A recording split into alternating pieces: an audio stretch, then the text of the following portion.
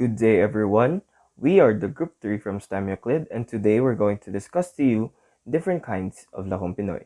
In this lesson, we're going to talk about 4 different kinds of Larong Pinoy, namely the Patintero, Langit Lupa, Tagu-Taguan, and Sungka. So first thing that we're going to tackle about is Patintero. So what is Patintero? Patintero is a widely played native game by children and adults here in the Philippines. It was commonly played on a rectangular grid drawn on the ground that could help to develop the motor skills and team building of the players. Patintero means block and catched in English. It is also known in different regional terms such as tubigan, tubiganay, or tubig-tubig in other Visayas-speaking regions, lumlumpas in Igorot, sinbon or serbab in Ilocano, and sabatan in Kapampangan. Also, in Eastern Visayas, when Patintero is being played by 4 players, it is called tadlas. In Biros-Biros, when it is being played by 6 players. Patintero comes from a Spanish word tinte, which means ink in reference to the drawn lines. Some names of Patintero such as tubiganay, tubigan, or tubig-tubig are also been used in different regions in Visayas due to it is commonly drawn with water. The main objective of Patintero is to get past through the lines that has been guarded by the opposite team. In a game of Philippine Patintero, the number of players on each team should compose of 2 to 6 members. One team acts as the offense or runner, and the other as tagger. The court setup of the game Patintero depends on the number of players each team. The size and grid can be reduced to accommodate the irregularities. A regular court is a rectangle grid drawn to the ground, either on dirt or a concrete area. The rectangle usually has a length of 5 to 6 meters and width of 4 meters and is divided to 2 columns with 2 to 3 rows. The measurement of the rectangle doesn't matter as long as the subdivided squares in the grid are large enough that a runner can stay in the middle without getting tagged. In the game Philippine Patintero, the equipment needed are chalk or paint, scoreboard, whistle, stopwatch, and powder.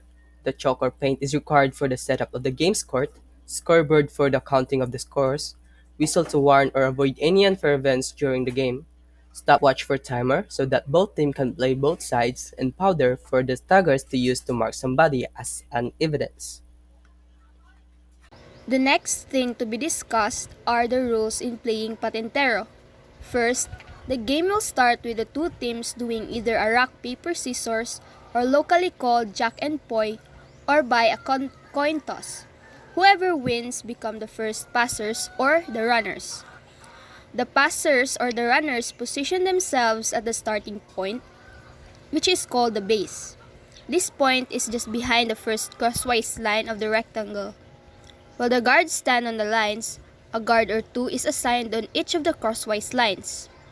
Guards can only move along their respective lines except for the team leader. The team leader positions himself or herself on the first line. He or she moves both along the crosswise and lengthwise lines. Guards are not allowed to step into the squares. The guards tag the passers or the runners that come within their reach, including those who run past them. But they must do it only when their feet are on the lines. Tagging a passer when none or only 1 foot on the line is not valid. Next, the guards prevent any passer from crossing the lines.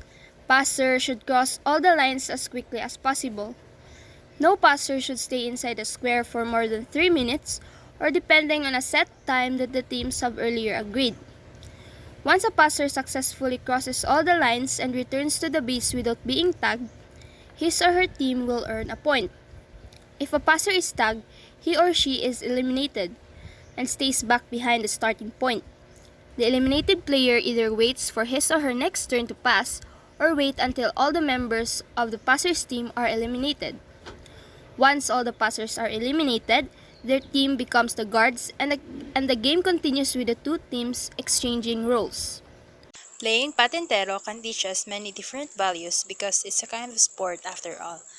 Here are some of the Patintero values we can get in playing this sport.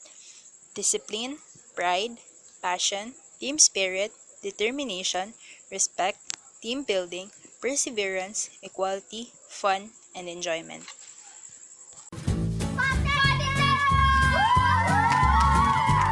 Alright! Mas fix tayo para malaman. Okay. Sige, sila.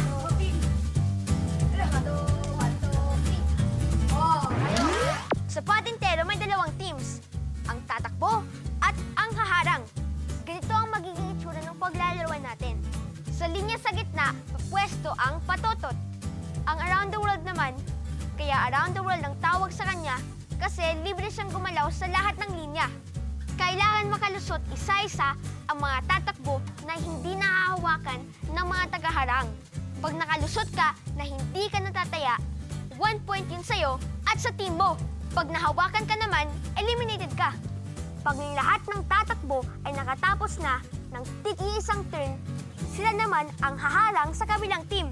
Ang unang team na makakuha ng 5 points ang panalo.